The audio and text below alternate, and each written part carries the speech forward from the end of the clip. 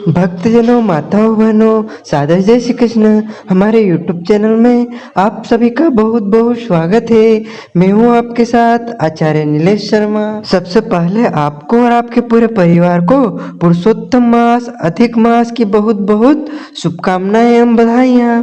भगवान श्री लक्ष्मी नारायण का भरपूर आशीर्वाद आप सभी के जीवन पर निरंतर बना रहे। आप सभी सुखी रहें, स्वस्थ रहें, व्यस्त रहें और मस्त रहें, निरंतर उन्नति तथा प्रगति को प्राप्त करते रहें। आज हम आप सभी को पुरुषोत्तम मास महात्म्य कथा के अध्याय 10 की कथा सुनाने जा रहे हैं।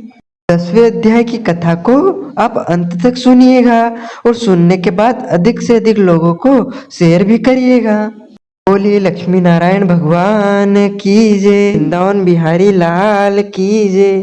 गुरुर् ब्रह्मा गुरुर्विष्णु गुरुर्देवो महेश्वरः, गुरु साक्षात् परब्रह्म तस्मै श्री गुरुवे नमः। श्री अखंड मंडलाकारं व्याप्तं येन चराचरं तत्पदां दर्शितं येन तस्मै श्री गुरुवे नमः। वसुदेवसुतं देवं कंसचाणूरमर्दनं देवकी परमानंदनं कृष्णं वंदे जगद्गुरुं। कृष्णाय वासुदेवाय हरे परमात्मने प्रणतः क्लेशनाशाय गोविंदाय नमो नमः। देवकी सुत गोविंदम वासुदेव जगत्पते देहि मे तनयं कृष्ण त्वमहं शरणागतः। सच्चिदानंद रूपाय विश्वोत्पत्त्यादिहेतवे तापत्रय विनाशाय श्रीकृष्णाय वयं नमः। कस्तूरी तिलकं ललाटपटले वक्षस्थले कौस्तुभं नासाग्रे वरमौक्तिकं करतले वेणुर्करे कङ्कणं सर्वाङ्गे हरिचन्दनं सुललितं कंठे च मुक्तावली गोपस्त्री परिवेष्टितो विजयते गोपाल चूड़ामणिं। जय जय श्री राधा रमण, जय जय नवल किशोर, जय गोपी चित चोर प्रभु, जय जय माखन चोर। मात मेरी श्री राधिका, पिता मेरे घनश्याम, इन दोनों के चरणन में मेरा बारंबार प्रणाम, मेरा बारंबार प्रणाम, मेरा बारंबार प्रणाम, मेरा बारंबार प्रणाम। मोहिनी मूरत श्याम की ओ मन रही समाय, जो मेहंदी के पात में लाली रही समाय। धन यौवन सब एक दिन उड़ जाएंगे जैसे उड़े कपूर, मन मूरख तू राम भज क्यों चाटे जग धूर। राम कृष्ण तो एक है अंतर नहीं निमेष, उनके नयन गंभीर है उनके चपल विशेष। तन पवित्र सेवा किए धन पवित्र कर दान, मन पवित्र कर हरि भजन किए तो होता त्रिविध कल्याण। बोलिए श्री वृंदावन बिहारी लाल की जय, गोपाल कृष्ण भगवान की जय, श्री द्वारकाधीश भगवान की जय, श्री गिरिराज धरण की जय, श्री गोवर्धन नाथ भगवान की जय, श्री श्याम सुंदर यमुने महारानी की जय, जगत गुरु श्री वल्लभाधीश की जय, श्री गोसाई जी परम दयाल की जय, श्री गुरुदेव की जय, लाडले लाल की जय, आज के आनंद की जय। प्रत्येक 3 वर्ष में एक अतिरिक्त माह का प्रागट्य होता है, जिसे हम अधिक मास या मल मास या लोंद नाम के मास से पुकारते हैं, और भगवान ने इसको अपना नाम दे करके इसका नाम परम पुण्य पवित्र पुरुषोत्तम दिया है। और भगवान के समान ही पुरुषोत्तम माह के अंदर सारी शक्तियां विराजित है। इस प्रकार भगवान के अंदर वरदान देने की शक्ति है, उसी प्रकार सारे गुण सारी शक्तियां पुरुषोत्तम मास के अंदर निहित है। सभी 12 महीनों का स्वामी पुरुषोत्तम मास कहलाता है।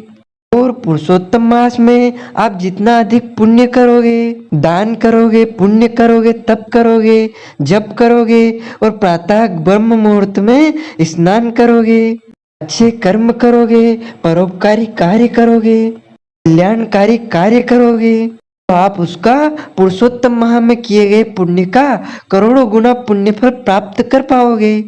यानी आप जितना अधिक श्रेष्ठ कर्म करोगे उतना ही अधिक आपको प्राप्त होगा। पुरुषोत्तम माह में प्रतिदिन सुबह जल्दी उठकर स्नान करना चाहिए, सूर्य भगवान को जल अर्पित करना चाहिए, तारों को जल देना चाहिए, तुलसी माता के यहाँ दीपक जलाना चाहिए, पीपल के वृक्ष के यहाँ दीपक जलाएं, घर के मंदिर में दीपक जलाएं, मुख्य द्वार पर दीपक जलाएं, गौशाला में, शिवालय में, देवालय में और आंवले के वृक्ष के समीप भी दीपक जलाना चाहिए। खुले मैदान में आकाश दीप जलाना चाहिए और अधिक से अधिक दान पुण्य करना चाहिए।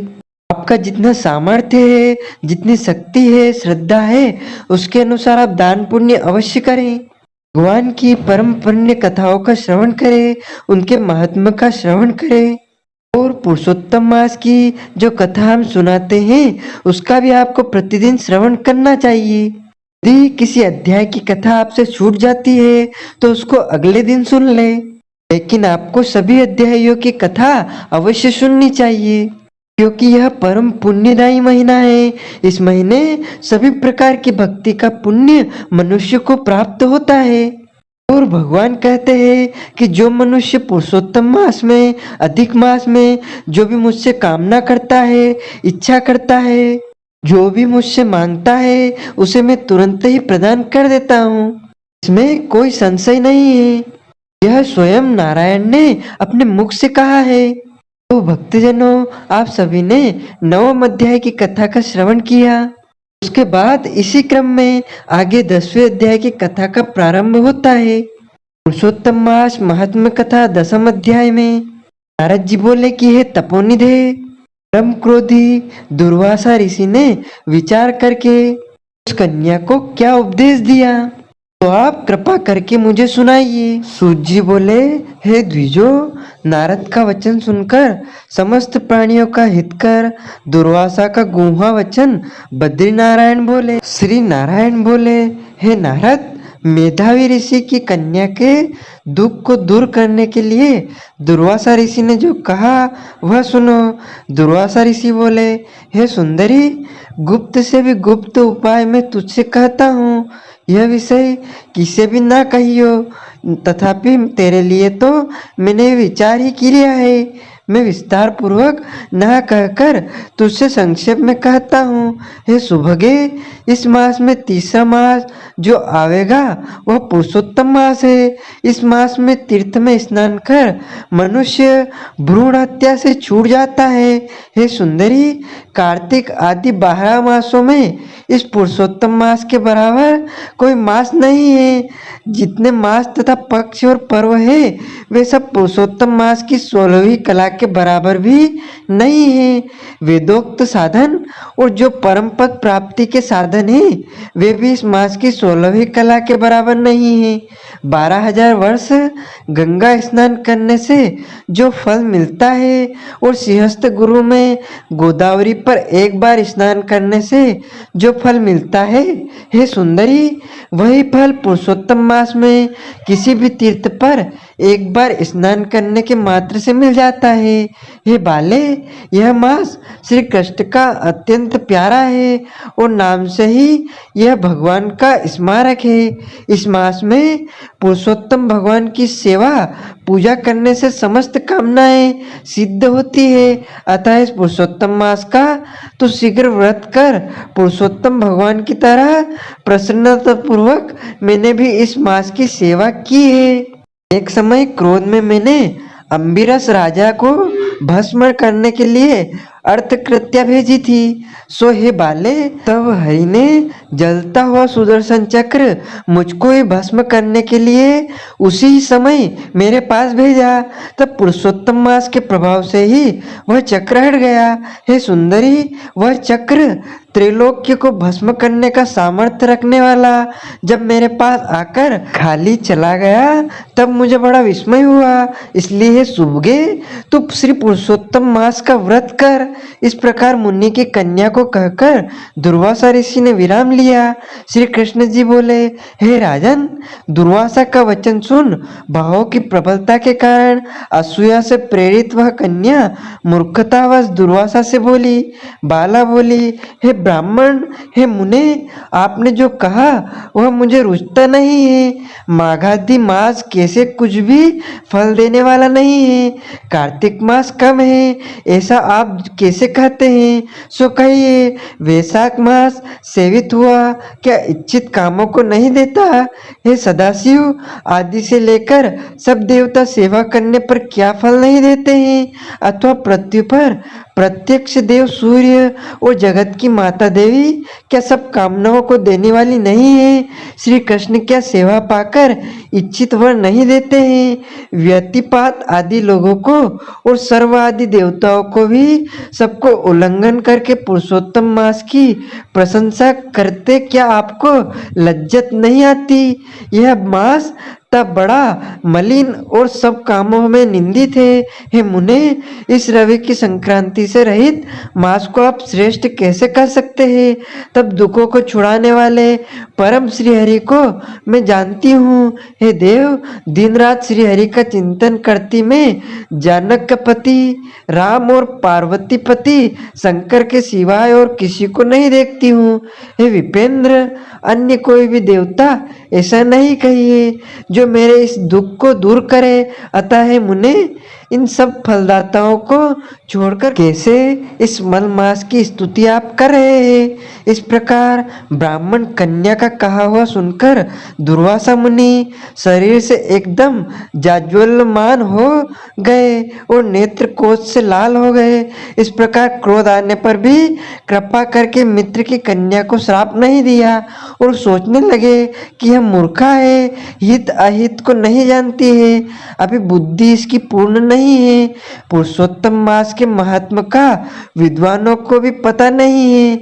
जो थोड़ी बुद्धि वाले पुरुष और विशेष करके कुमारियों को तो हो ही कहाँ से सकता है। यह कुमारी कन्या माता पिता से रहित दुखाग्नि से जली हुई है, अतः अति उग्र मेरे श्राप को कैसे सहन कर सकती है? इस प्रकार सोचकर कृपा से मन में उठे क्रोध को शांत किया और स्वस्थ होकर दुर्वासा मुनि उस अति विहचल कन्या से बोले। दुर्वासा बोले, हे मित्र पुत्री, मेरे ऊपर मेरा कुछ भी क्रोध नहीं है। हे निर्भाग्य, जो तेरे मन में आवे वैसा ही कर। हे बाले, और कुछ भविष्य कहता हूँ, सुन। पुरुषोत्तम मास का जो तूने अनादर किया है उसका फल तुझे अवश्य मिलेगा, जन्म में मिले अथवा दूसरे जन्म में मिले। अब मैं नर नारायण के आश्रम में जाऊंगा। तेरा पिता मेरा मित्र था, इसलिए मैं शाप नहीं दिया है। तू बाल भाव के कारण अपने शुभाशुभ तथा हिताहित को नहीं जानती है। शुभाशुभ भविष्य की कोई टाल नहीं सकता है। अच्छा, हमारा बहुत समय व्यतीत हो गया, अब हम जाते हैं, तेरा कल्याण हो। श्री कृष्ण बोले। ऐसा कहकर महाक्रोधी दुर्वासा मुनि शीघ्र चले गए। दुर्वासा ऋषि के जाते ही पुरुषोत्तम की उपेक्षा करने के कारण कन्या निष्प्रभा हो गई। तदंतर बहुत देर तक कन्या ने सोच विचार कर यह निश्चय किया कि देवताओं के भी देवता, तत्काल फल देने वाले पार्वती पति शिव की तप द्वारा आराधना करूंगी। हे नर, मेधावी ऋषि की कन्या ने मन से इस प्रकार निश्चय करके अपने आश्रम में ही रहकर भगवान शंकर के कठिन तप करने को तत्पर हो गई। सूत जी बोले, बहुत फलों के दाता लक्ष्मीपति को और वैसे ही सावित्रीपति ब्रह्म को छोड़कर एवं दुर्वासा के प्रबल वचन की निंदा कर वह ऋषि कन्या अपने आश्रम में ही अंधक को मारने वाले शंकर की सेवा के लिए तत्पर हो गई। इति श्री ब्रह्म नारदीय पुरुषोत्तम मास महात्म्य 10वां अध्याय समाप्त। बोलिए शंकर भगवान की जय, श्री कृष्ण चंद्र भगवान की जय। मोर मुकुट वंशी वाले की जय। अच्युतम केशवम राम नारायणम श्री कृष्ण दामोदरम वासुदेवम भजे। श्रीधरम माधवम गोपिका वल्लभम श्री जानकी नायकम श्री रामचंद्रम भजे। जानकी मनोहरम सर्वलोकनायकम श्री शंकरादिसेवितम पुण्य नाम कीर्तनम। श्री राम राम राम राम राम नाम तायकम रामकृष्ण वासुदेवा भक्ति मुक्तिदायकम रामकृष्ण वासुदेवा भक्ति मुक्तिदायकम। बोले शंकर भगवान की जय, पार्वती मैया की जय, गजानन गणपति महाराज की जय। धर्म की जय हो, अधर्म का नाश हो, प्राणियों में सद्भावना हो, विश्व का कल्याण हो। गौ माता की जय हो, सनातन धर्म की जय हो, नगर वस्ती की जय हो, आज के आनंद की जय हो, कल के आनंद की जय हो। ओम नमः पार्वती पदे हर हर महादेव हर। भक्तजनों, माताओं, बहनों, आप सभी से अनुरोध है, इस ज्ञानवर्धक वीडियो को अधिक से अधिक शेयर कीजिएगा, लाइक कीजिएगा तथा कमेंट में हर हर महादेव, माता पार्वती की जय, ओम नमः शिवाय अवश्य बोलिएगा। आपको और आपके पूरे परिवार को सादर जय श्री कृष्ण, हर हर महादेव।